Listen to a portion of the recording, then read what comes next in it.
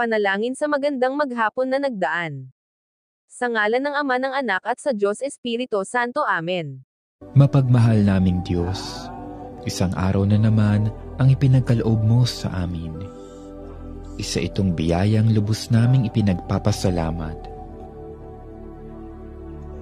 Mapagkalingang Diyos, sa araw na ito, ipadama mo sa amin ang iyong tapat na pag-ibig.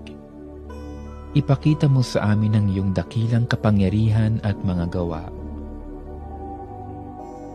Sa katahimikan ng aming puso, isa-isa naming inaalala at itinataas sa iyo ang mga alalahanin namin at mga natatanging pangangailangan sa araw na ito.